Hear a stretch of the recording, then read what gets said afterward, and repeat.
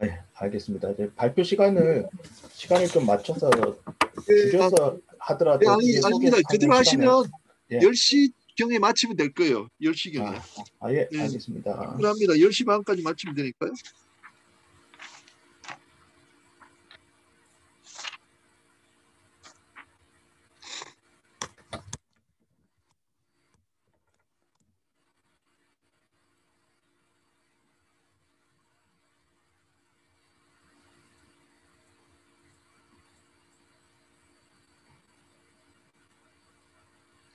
예, 자, 여러분 다시 시작하도록 하겠습니다.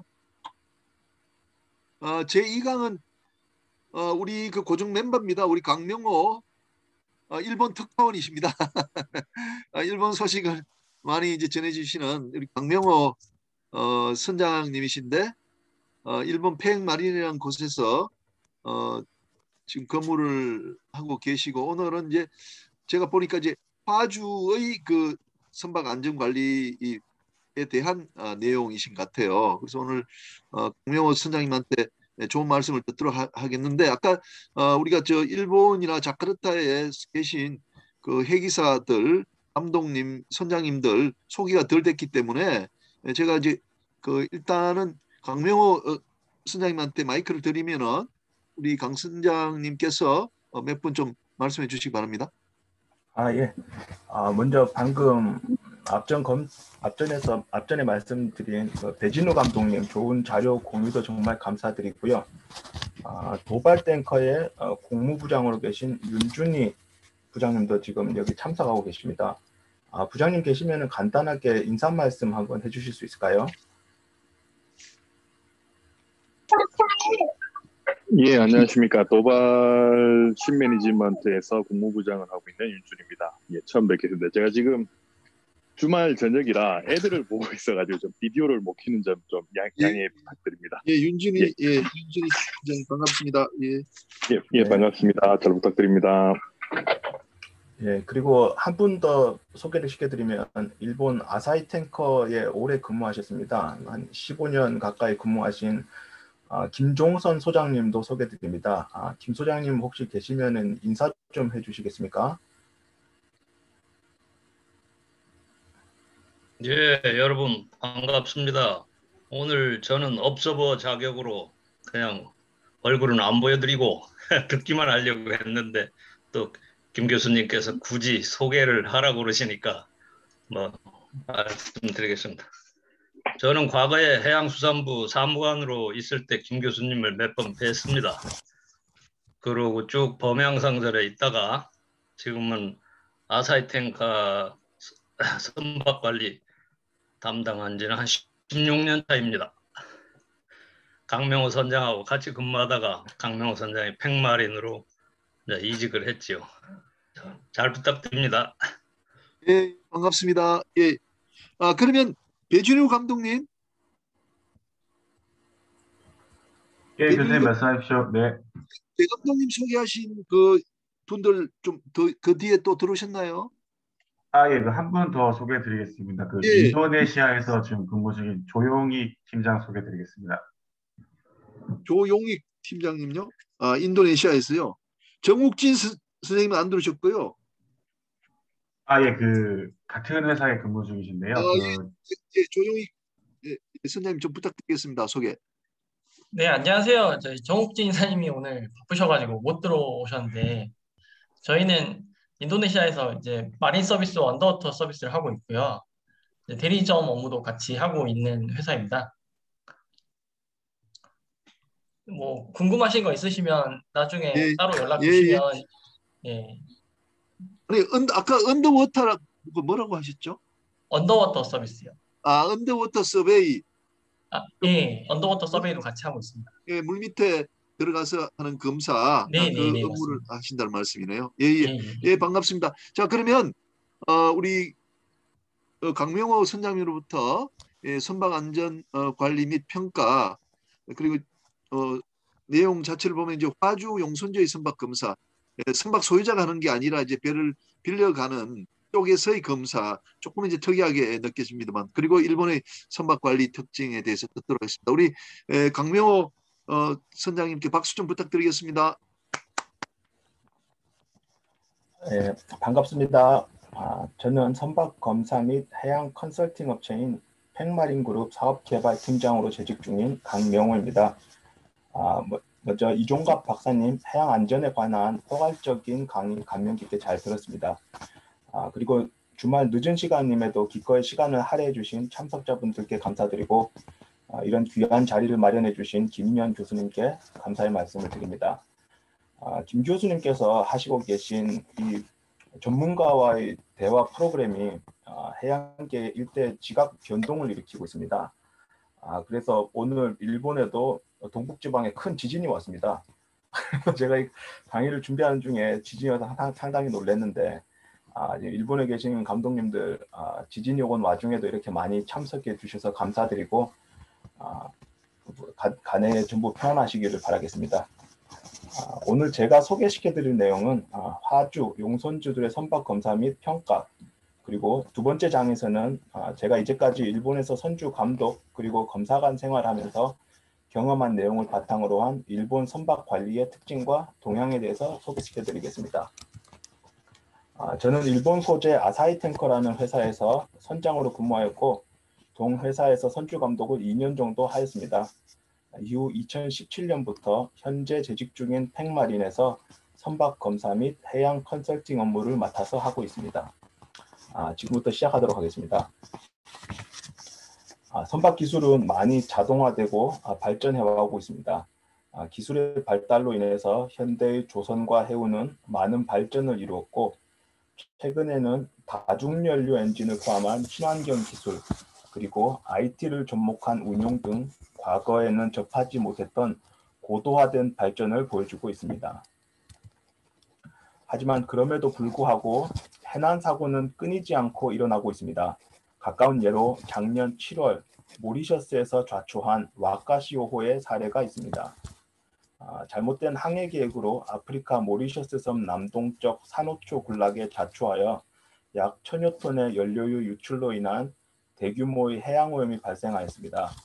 이 사건으로 인해서 용선주인 일본의 MOL사는 직접적인 선박의 관리사가 아님에도 물적 손실에 더불어 회사의 이미지에 심각한 타격을 입게 되었습니다.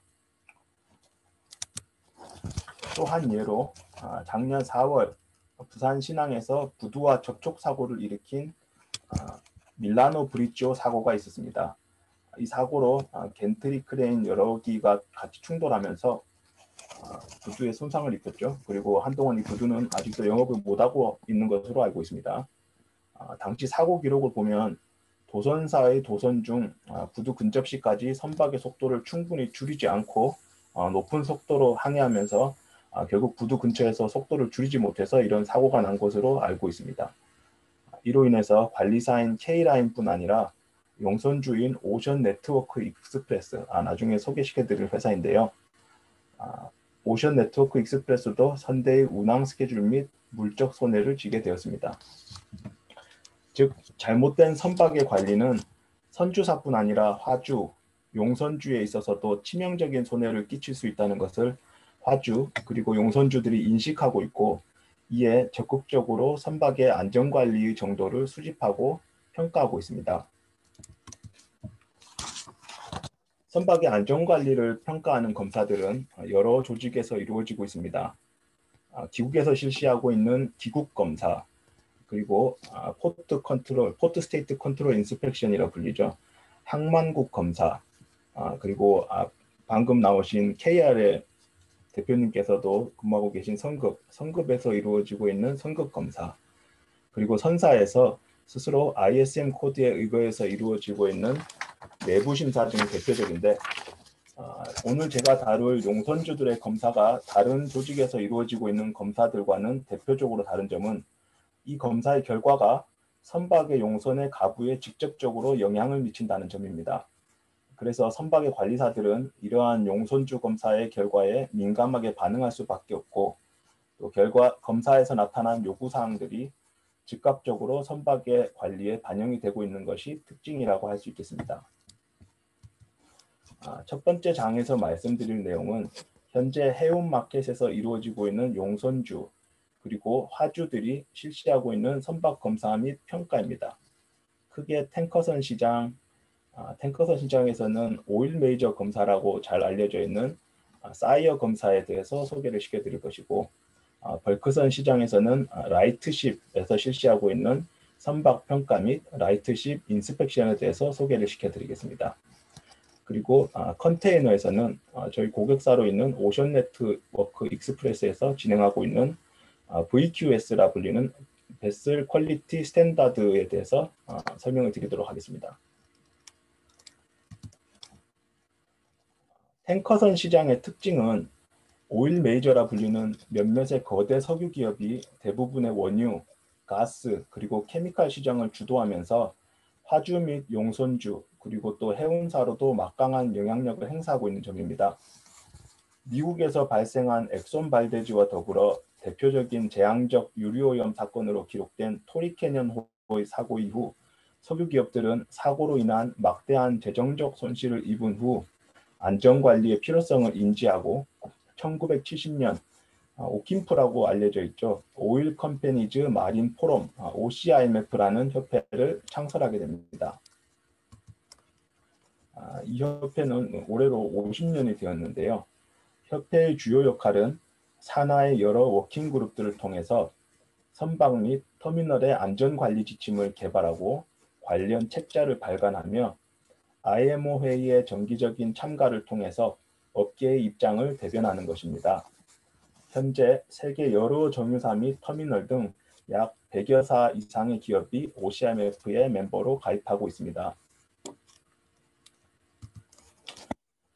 이 OCIMF에서는 선박의 검사도 주요한 과제로 실시하고 있는데 이전에 각 석유 회사별로 제각각이던 선박 검사의 내용을 동일한 질문과 가이드라인으로 통일시킨 것이 바로 Ship Inspection Reporting System, SIR입니다. SIR 검사는 원유선, 가스선, 그리고 케미컬선이라면 대부분 수검하고 있는 검사입니다. 대부분의 화주 및 용선주들이 탱커선을 용선할 때 6개월 이내에 SIR 검사 레포트를 요구하기 때문에 작년 기준으로 한 해 동안 약 8,000척 이상의 선박에서 2만 건 이상의 검사가 수행되었습니다. 지금 보시고 계신 것이 제가 사용하고 있는 SIR 웹사이트인데요. 보시면은 검사한 선박들의 이름이 쭉 나와 있고요. 검사관이 선박을 직접 검사를 해서 레포트를 작성하고 이 레포트를 SIR 웹사이트에 등록을 하면 이렇게 현재 상태가 unprocessed라고 뜹니다. 이것을 각 오일 메이저에서 검토해서 이것을 선박 관리사로 먼저 보내게 됩니다. 그러면 이렇게 pending operator comment라는 문구가 뜨게 됩니다. 이 레포트를 전해받은 선박 관리사에서는 혹시나 레포트에 지적사항이 없는지, 회사에서 올리고 싶은 코멘트가 없는지를 확인해서 회사의 코멘트들을 2주 안에 이 웹사이트로 다시 올리게 됩니다.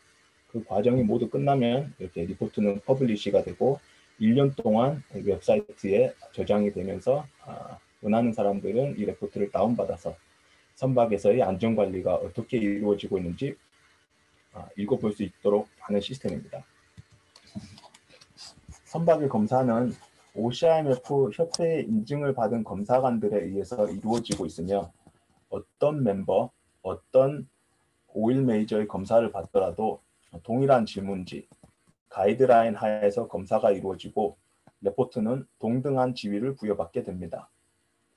선박의 보고서는 1년간 웹사이트에 게재가 되고 원하는 사람은 레포트를 내려받을 수 있습니다. 오늘 제가 김황호 안전관리자님께 들었는데 작년까지는 사이어 레포트 한 건당 다운로드 비용이 50파운드였는데 올해부터는 55파운드로 올랐다고 합니다. 검사관의 자격 요건에 대해서 잠깐 소개시켜드리면 1급 항해사 또는 기관사로 일정 기간 선박에 근무한 경력을 가진 사람이 OCIMF 멤버의 추천을 받아 소정의 교육과 시험을 통과하면 사이어 검사관으로 선박 검사에 종사할 수 있습니다. 현재 약 20여 명의 대한민국 검사관들이 사이어 검사관으로 활동하고 있습니다. 여기 보시면 500여 명의 등록 검사관이 있다고 되어 있는데 실제로 활동하시는 분은 300여 명이라고 되어 있습니다. 나머지 200여 분은 오일 메이저 석유 기업에 소속되신 분들로서 검사관의 자격은 가지고 있지만 실질적으로 검사관 활동은 하지 않으시고 회사의 소속으로 검사관들의 레포트가 올라오면 그것을 읽어보고 이 배를 쓸지 안 쓸지 합격 불합격을 판단하는 일을 하고 있는 베터들로 200여 명 분들이 지금 등록이 되었습니다. 이 사이어 검사의 최근 동향으로는 폭발의 위험이 있는 위험 화물을 주로 적재하고 다니는 탱커선의 특성상 기존에는 갑판상의 사진 촬영이 금지가 되고 검사 보고서는 오로지 텍스트로만 작성이 되었으나 2022년 대대적인 검사 시스템의 개편을 앞두고 방폭 기능의 스마트 기기를 이용하여 사진 촬영을 하는 등 좀 더 현장의 상황을 보고서에 반영하는 쪽으로 바뀌는 예정에 있습니다.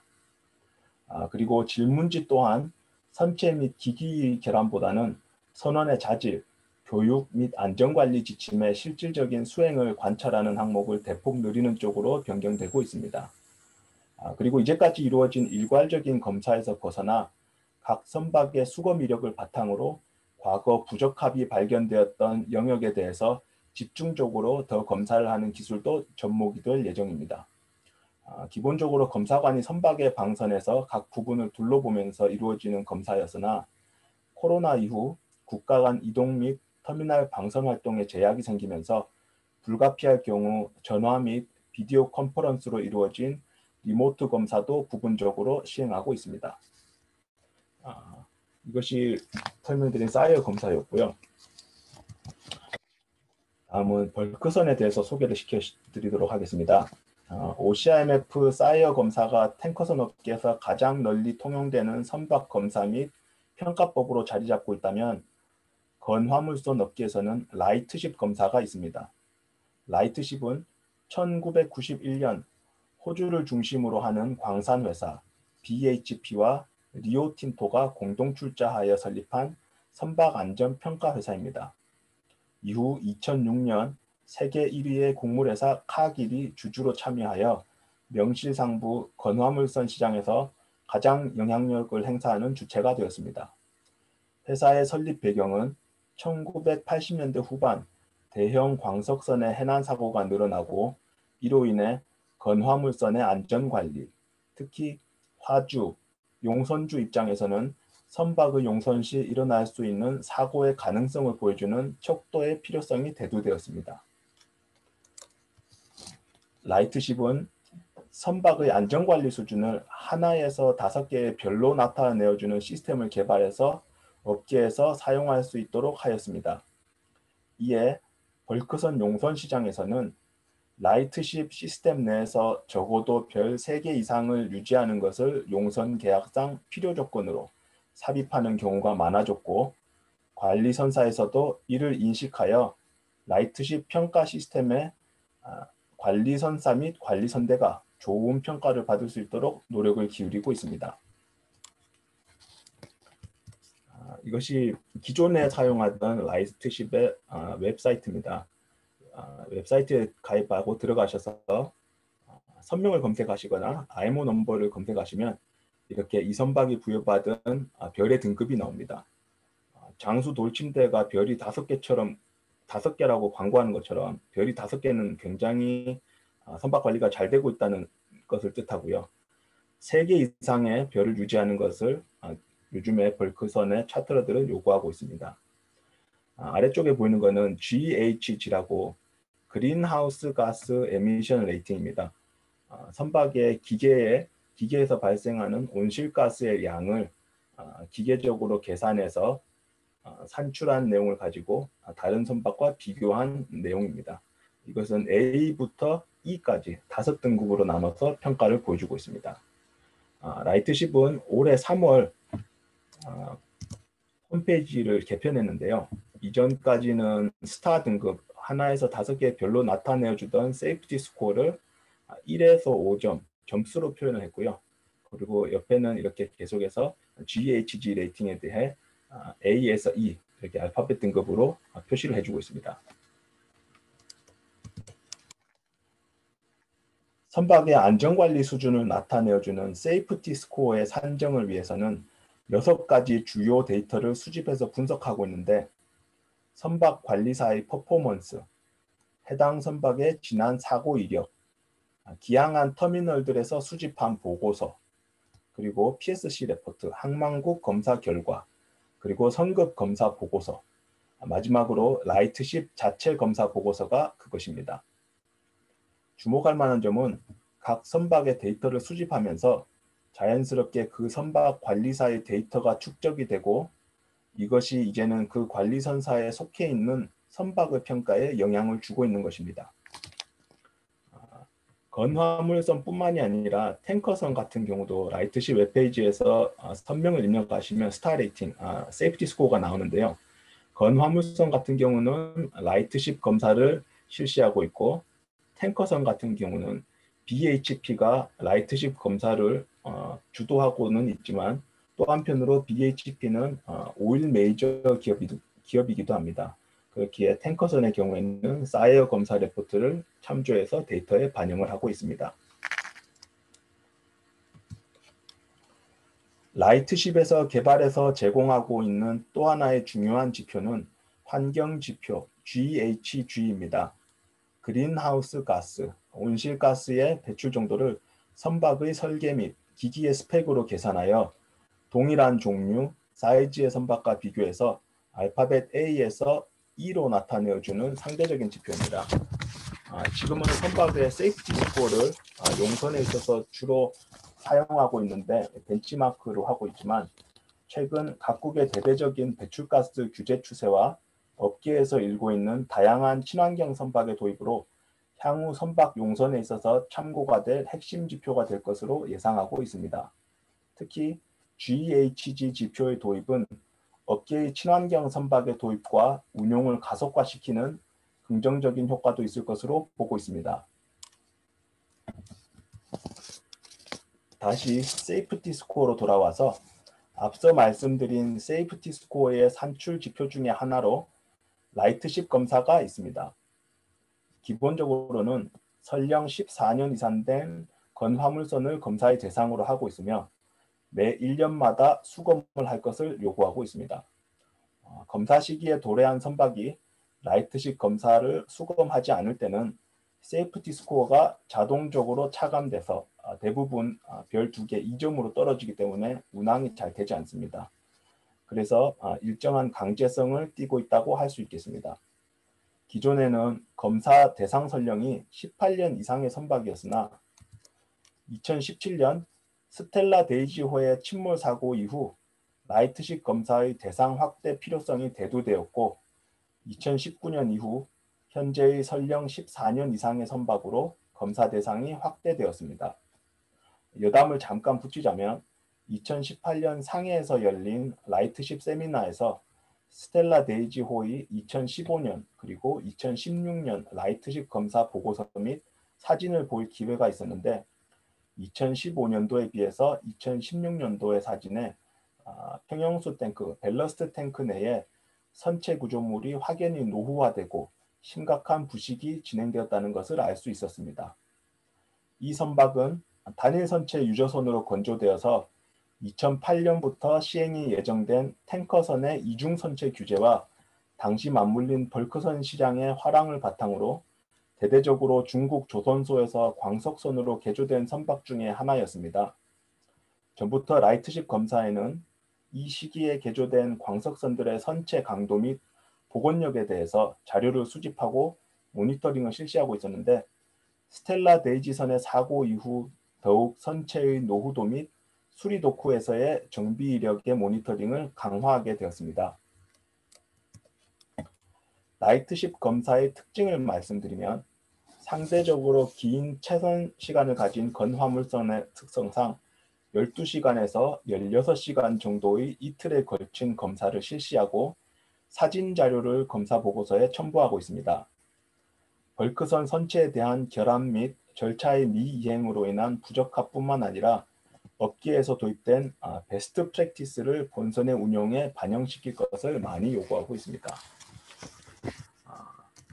예를 하나 들어보면 라이트십은 협업도 많이 진행하고 있는데요.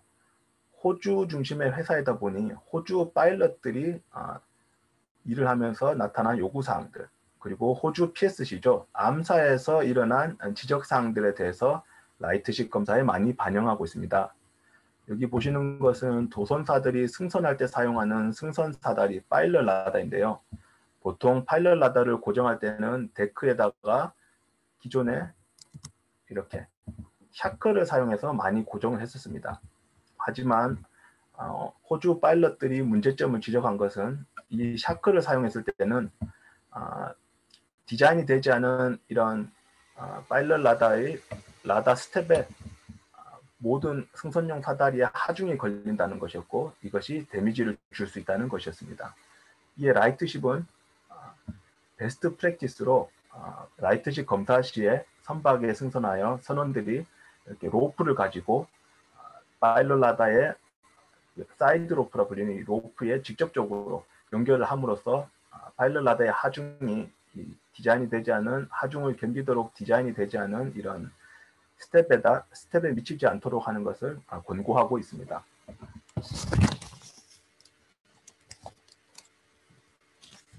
다음으로 컨테이너선 업계의 안전검사에 대해서 말씀드리면, 다화주, 전기용선으로 대표되는 컨테이너선 업계의 특성상 아직까지 컨테이너선 시장의 안전관리를 평가를 주도할 만한 주체가 나타나지는 않고 있습니다. 이에 용선주, 각 운항선사에서 자체적으로 용선선에 대한 안전관리를 모니터링하고 있고, 오늘은 저희 고객사로 있는 오션 네트워크 익스프레스에서 실시하고 있는 VQS 시스템에 대해서 소개시켜 드리도록 하겠습니다. 비슷한 검사 시스템을 머스크에서도 운영하고 있는 것으로 알고 있습니다. 오션 네트워크 익스프레스는 2017년 일본의 대형 해운사 3사 NYK, MOL, 그리고 K라인이 컨테이너 영업 부분을 통합하면서 탄생한 해운사입니다. 운항을 하는 영업 부분만 통합이 되었고, 선박의 관리는 기존의 3사의 선박관리부서 또는 외부 용선선의 경우는 외부의 선박관리회사에서 시행이 되었고 있었고, 이에 회사 설립 시부터 일정한 수준의 선박관리 표준을 만들고 유지할 필요성을 인지하여 선박관리의 중요한 지침으로 베슬 퀄리티 스탠다드 VQS 검사 및 평가 시스템을 만들어 실시하고 있습니다. VQS 시스템의 주요 내용으로는 외부 전문 검사 업체를 통해서 250여 척의 운항 선대에 대해서 각 선박에 기본적으로 2년에 한 번 검사가 이루어질 수 있도록 하고, 검사 결과 및 수집한 자료를 토대로 데이터를 분석해서 이를 추후 운항 계획 및 선주사와의 계약에도 반영토록 하는 것입니다. 2018년도부터 검사가 이루어져서 코로나 사태가 심각하게 대두되기 이전인 2020년 3월까지 약 200척에 대한 검사가 이루어졌고, 이후 2020년에는 방선의 어려움으로 인해 검사가 중지되었다가 올해 3월 코로나로 인한 위험이 현재 가장 적다고 평가된 싱가포르에서 검사가 재개된 상태입니다. 검사의 특징으로는 컨테이너의 짧은 채선 시간을 고려해 갑판과 기관 2명의 검사관이 동시에 승선해서 6시간 이내로 검사를 모두 마칠 수 있도록 하였고, 태블릿 PC를 이용해서 본선에서 작성된 레포트가 실시간으로 시스템에 전송되는 점, 그리고 약 500여 장의 대량의 사진을 촬영하고 시스템에 등록하고 있는 점 등이 되겠습니다.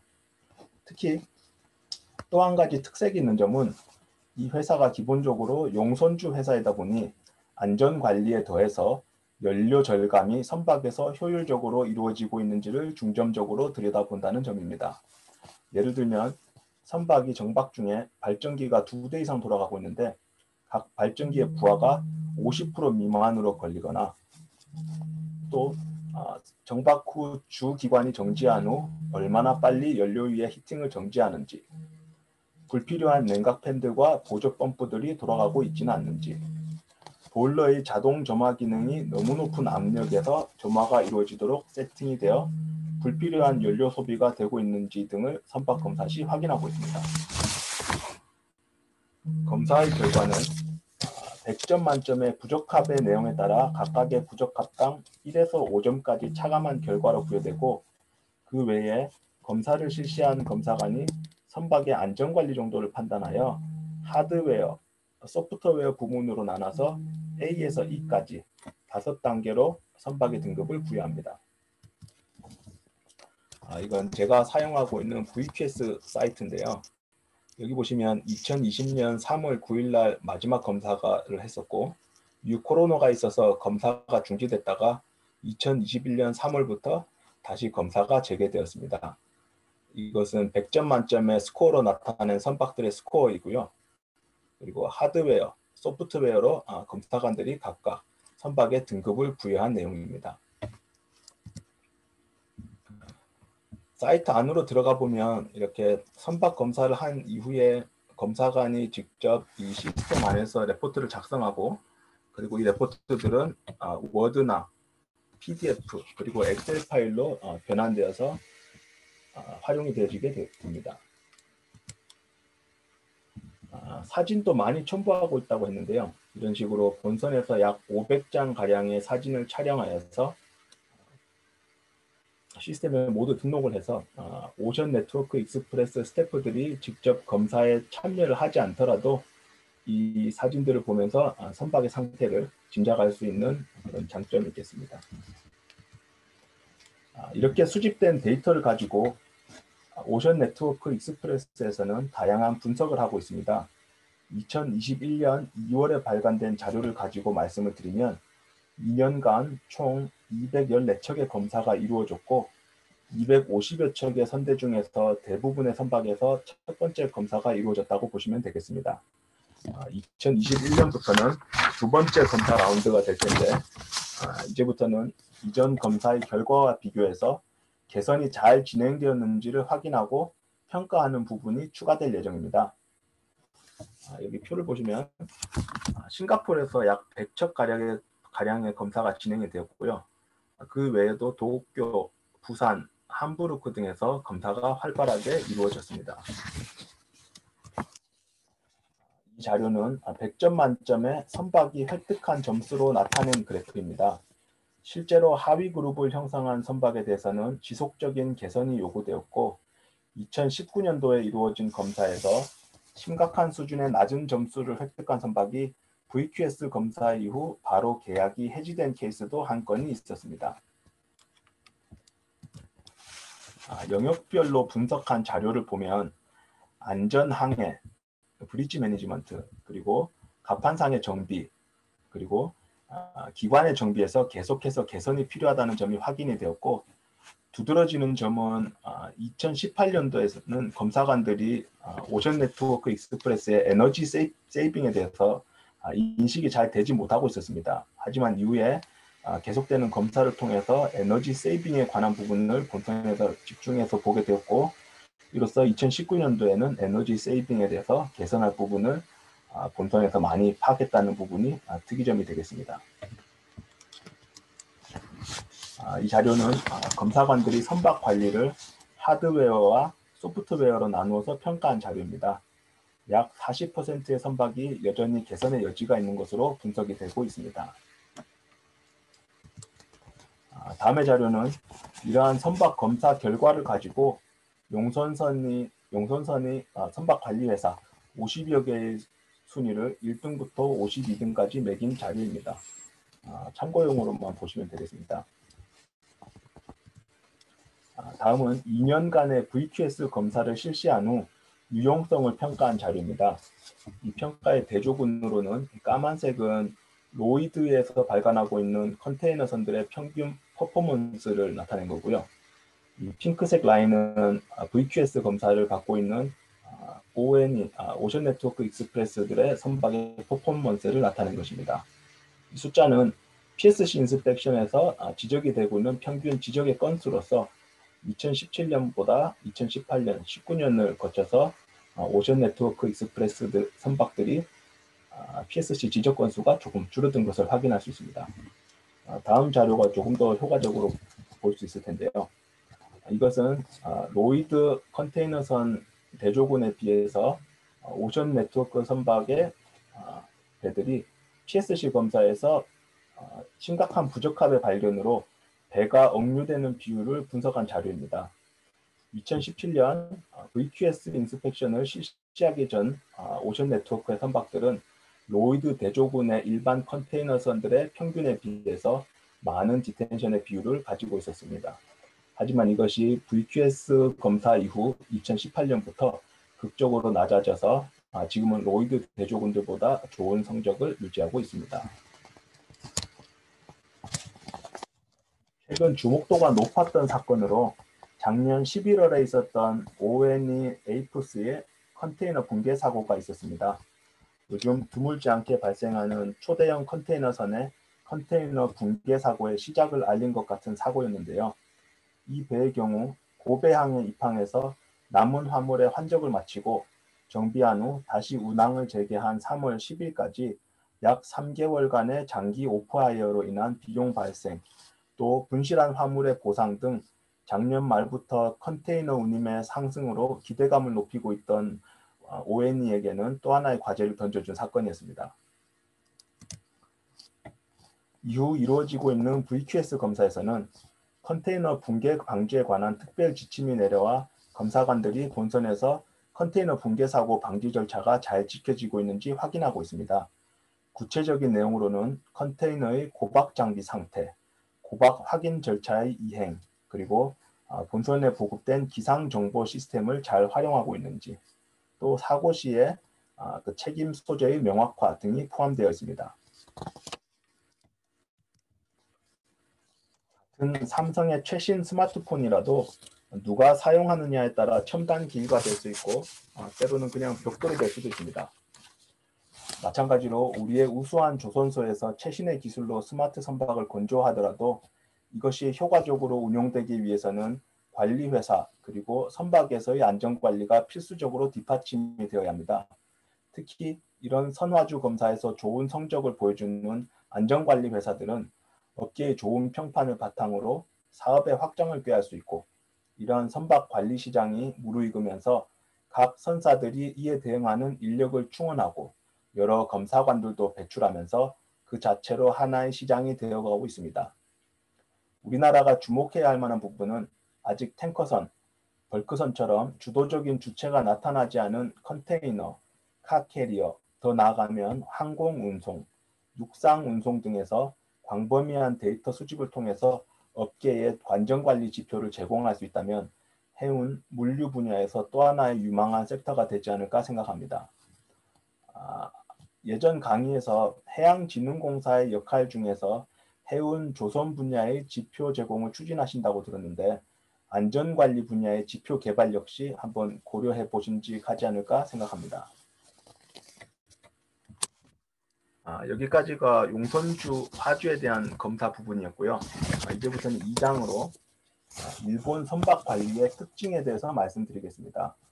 선박 관리라는 것이 굉장히 핫한 주제라서 많은 분들의 의견이 있을 수 있다고 생각하는데요. 저는 제가 경험한 경험에 비추어서 짧지만 이렇게 준비한 내용을 소개시켜 봐드리도록 하겠습니다. 발표 위에도 여러분들의 좋은 말씀들이 있으시면 같이 공유를 했으면 좋겠습니다. 먼저 일본의 해운을 보실 때는 외항과 그리고 내항을 같이 보셔야 합니다. 고물가 사회인 일본에서 내항 운송이 차지하는 비중도 상당하기 때문입니다. 일본 국토교통성의 2019년 자료를 보면 외항 업종에 종사하고 있는 종업원들의 수보다 내항에 종사하고 있는 종업원들의 수가 10배 이상 되는 것을 알 수 있습니다. 그리고 산업 규모 역시 외항보다는 떨어지지만 무시하지 못할 만큼의 큰 규모를 보여주고 있습니다. 먼저 외항 시장의 경우 대형 3사가 시장을 압도적으로 지배하고 있기 때문에 경쟁이 그리 치열하지 않습니다. 다양한 선주들로 이루어진 컨테이너선을 논외로 하면 에너지 시장에서의 일본의 구매력을 바탕으로 해서 벌크 및 탱커선의 영업을 손쉽게 하는 부분이 있습니다. 예를 들면 일본은 전력회사가 5개로 나누어져 있는데 이 중에 중부전력과 도쿄전력이 LNG 부분을 합사해서 만든 제라라는 화주가 있습니다. 이 제라는 현재 전 세계 LNG 마켓에서 구매량 1위의 회사입니다. 제라에서 호주나 중동 등의 LNG 조달 프로젝트를 세울 때는 항상 해운 3사가 일정량 이상의 수송을 담당하도록 참여하고 있습니다. 이렇게 대형 3사는 정부 및 공공주도의 물자 수입에서 다른 외국적 선사들에 비해 혜택을 누리면서 운항을 하고 있습니다. 국토교통성 2018년도 자료를 보면 외항 3사를 위시한 일본 선사를 통한 수출입 물량이 전체 수출입 물량의 66.9%를 차지한다고 나와 있습니다.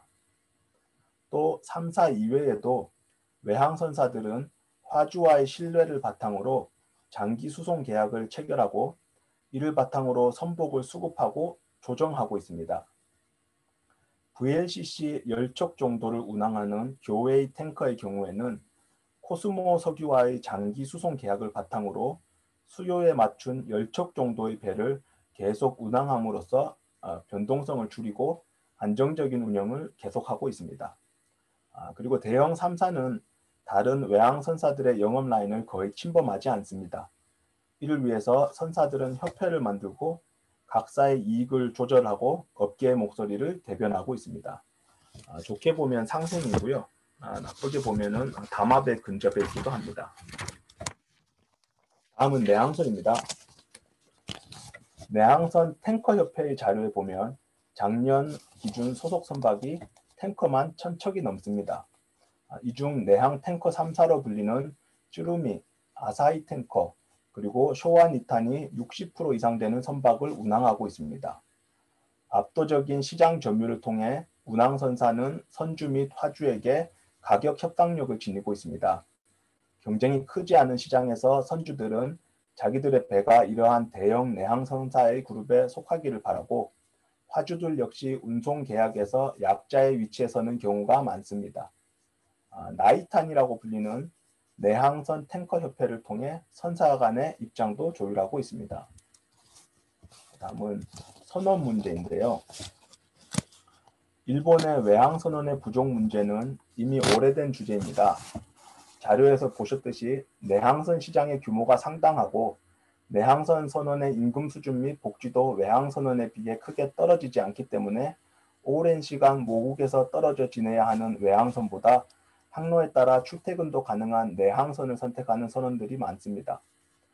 일본의 선원들이 부족하다 보니 자연스레 해상 경험을 갖춘 관리직의 인재풀도 줄어들었고 이를 자사선의 승선 경험을 갖춘 외국인 직원들이 대체하게 되었습니다. 3대 선사는 주로 인도계 직원들을 많이 고용하고 있고 이들이 시간이 지나면서 사업의 방향을 결정하는 중요한 위치에도 많이 자리하고 있습니다. 자연스레 외국인 직원이 늘면서 굳이 일본에서 선박 관리를 해야 할 필요성이 줄어들어 대형 선사의 관리사의 경우 대부분의 조직과 인력을 싱가포르를 위시한 홍콩이나 유럽 등 전략적인 곳에 포진시키고 있는 것이 특징입니다. 여기에는 인도계 직원들이 일본에 상주할 때보다 외국에 근무할 때 주어지는 세제상의 혜택이 크다는 것 또한 많이 작용을 하고 있습니다. 이런 관리사들의 선박관리 자회사들이 포진한 것들을 좀 지도에 표시를 한번 해봤는데요. MOL, NYK, K라인은 싱가포르, 그리고 일본의 주재를 하고 있고요. 그 외에도 홍콩, 인도, 중동, 유럽, 이 외의 지역에도 선박 관리 회사들을 자회사 관리 회사들을 많이 포진시키고 있습니다. 웹사이트에서 찾은 내용을 바탕으로 한번 정리를 해봤습니다. NYK의 경우에는 NYK 십 매니지먼트라는 회사를 통해서 싱가포르에서 컨테이너, 벌크, 탱커 약 30척씩 총 138척을 관리하고 있고 MOL의 경우에도 MOL 십 매니지먼트라는 회사를 통해서 컨테이너와 벌크를, MOL 탱크십 매니지먼트라는 회사를 통해서 싱가포르와 런던에서 탱커선 64척을, 그리고 K라인 역시 K라인 십 매니지먼트, K라인 로로벌크 십 매니지먼트, K라인 에너지 십 매니지먼트를 통해서 컨테이너, 벌크, 탱커를 각각 관리하고 있습니다. 선대의 척수가 이렇게 표현된 것들은 제가 정보를 찾을 수 있는 것들이었고요. 정보를 찾을 수 없는 내용들은 선대 없이 이렇게 끌다 집어넣습니다. 재미있는 점은 아직도 이 3사에서 일본인 선원들이 근무를 하고 있는데요. 그 일본인 핵이사들의 경우는 대부분이 LNG선에 근무를 하고 있습니다. 따라서 LNG선의 관리선사는 아직도 도쿄에 그 위치를 두고 있고, NYK LNG 신매니지먼트의 경우는 50척, MOL LNG 트랜스포트의 경우에는 도쿄와 런던, 홍콩에 약 100척, K라인 에너지 신매니지먼트의 경우에도 LNG선을 도쿄에서 50척 정도 관리하고 있습니다. 3사 이외의 선박 관리는 두 개의 흐름으로 나누어집니다. 자체 선박 관리가 가능한 경우는 외국인 핵이사를 감독으로 고용해서 자사선의 관리를 맡기고, 이마저도 어려울 경우에는 선박 관리 자체를 외부에 위탁하고 있습니다. 직접 관리의 경우는 주로 자사선의 승선 경험이 있는 시니어 출신의 핵이사에게 선박 관리의 전문적인 부분을 맡기고, 해상 경험이 없거나 짧은 일본 스태프들이 경영, 재무 등 기타 업무를 관장하거나 외국인 감독을 통해 선박 관리의 노하우를 전수받는 식입니다. 위탁 관리는 주로 자사에 근무한 경험이 있는 신뢰가 있는 사람에게 선주사가 관리를 맡기는 형식입니다. 특징은 선주사의 선박을 한 관리사에게 모두 맡기지 않고 여러 개의 관리사의 분산 위탁을 통해서 관리사들을 경쟁시키고 관리 수수료 협상에서 선주사가 우위를 지니게 됩니다. 또한 관리사에 문제가 생겼을 시 자사선들의 관리를 빠르게 바꿀 수가 있어 리스크를 분산시키는 효과도 있습니다. 최근의 흐름으로는 이전까지 일본 선주사들의 관리를 많이 맡아왔던 한국의 관리선사에서 탈피해서 필리핀으로 관리선사를 이전하는 경우가 많이 늘고 있습니다. 이는 이제까지 한국인 선원들이 강점을 보여왔던 케미칼선이죠. 특수선 업계에서 기존의 한국 선원들이 고령화되고 신규 인력의 유입이 충분히 공급이 되지 않으면서 그 자리를 대체해왔던 필리핀 선원들이 이제는 상급 사관으로 자리 잡고 필리핀 감독들을 배출해내기 시작한 것과 무관하지 않습니다. 오늘도 많이 참석해 주셨지만 일본에서 활동하고 있는 한국인 핵이사들도 많이 있습니다. 구체적으로 집계된 자료는 없으나 도쿄, 오사카 지역을 중심으로 곳곳에 약 100여 명 이상의 한국인 핵이사들이 해운사, 선주사, 조선사, 성급, 그리고 다양한 연관 서비스 업체에서 근무하고 있습니다. 시코쿠를 기반으로 한 타이오 오일이라는 정유사에는 일본 최초로 한국인 선장님께서 터미널 책임자로 일하고 계시면서 기항하는 한국 선박들의 도움을 주고 계시기도 합니다. 오늘도 참석을 하시려고 그랬는데 근무가 있으셔서 오늘은 부득이하게 참석은 못 하셨습니다. 일본 주재 한국인 핵이사들의 특징은 전문적 지식을 갖춘 시니어 사관 이상의 승선 경험을 갖춘 분들이 많고, 대부분 일본 선주사에서 승선 생활을 했거나 아니면 육상의 전문가로 있다가 일본으로 스카우트 되어 오는 케이스가 있습니다. 드물지 않은 케이스로 선주사의 신뢰를 쌓아서 관리회사를 차리고 사장이 되는 경우도 있습니다. 마무리를 드리자면 일본의 해운시장에서의 선박 관리업이 차지하는 위치는 화물의 영업을 통해 수익을 올리는 운항사와 많은 선봉량을 자랑하는 선주사를 보조하는 역할로 선박 관리를 통해서 수익을 올리기보다는 선박 관리를 불가피한 비용의 부분으로 간주하는 것이 특징입니다. 선박 관리만을 전문으로 하는 회사는 찾아보기 어렵고, 운항사 또는 선주사 하에 속해 있는 선박 관리사들도 대부분 선박 관리의 목표를 비용의 절감으로 하고 있기 때문에 창의적인 아이디어나 관리 기법이 나오기가 어렵고 강제된 규정을 따라가기에 급급한 실정입니다. 그럼에도 불구하고 일본의 해운 시장의 규모와 그 선봉량을 고려하면 일본 선박의 관리는 무시할 수 없는 시장이기도 합니다. 최근 변화의 바람이 불고 있습니다. 오랜 인연을 바탕으로 한국 관리회사와 끈끈한 관계를 유지해 오던 1세대, 2세대 오너들이 현직에서 물러나면서 그 다음 세대의 오너들은 자기 입맛에 맞는 새로운 관리사를 찾고 있습니다. 그들은 새로운 한국의 관리사를 물색하고 또 필리핀에 새로운 관리사를 세우기도 합니다. 이 과정을 통해서 새롭게 기회를 얻는 한국 회사들도 있을 것이고 반대로 기존의 관리선을 잃는 회사도 있을 것입니다. 분명한 사실은 한국 선원이 없는 시장에서 한국의 선박 관리사는 힘을 발휘하기 어려울 것이고 자신만의 강점 없이 오너와의 인맥만으로 유지하는 선박 관리사 또한 언젠가는 그 끝이 찾아온다는 것입니다. 우리가 여기에서 머물지 않고 또 일본의 전철을 밟지 않고 더 발전된 방향으로 나가기 위해서 요원한 것이 우리의 관리 역량을 한 곳으로 모을 수 있고 규모의 경제를 실현할 수 있는 대형 관리선사의 출현입니다. 관리선사는 자기 자본이 많이 들어가지 않는 사업이면서 축적된 노하우가 절대적으로 필요한 지식집약적 산업입니다. 100척의 선박을 관리하는 관리선사는 100척의 선대를 보유한 해운선사와 같은 만큼의 선원의 고용을 창출할 수 있습니다.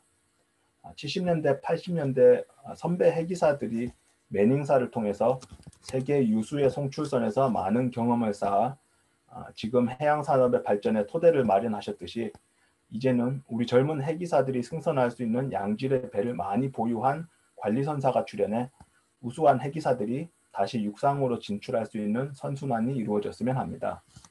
또 대형 관리사의 출현이 나아가 많은 한국의 선주들이 태동할 수 있는 그런 징검다리 역할을 할 수 있기를 기대해 봅니다. 지금까지 긴 시간 이야기를 들어주셔서 감사합니다. 감사합니다. 아유, 강명호 선장님 너무 좋은 강의 감사합니다. 마지막에는 또 우리 비전까지 제시를 해주셔서 좋은 강의 감사합니다. 화면 공유 좀 꺼주시겠습니까? 예.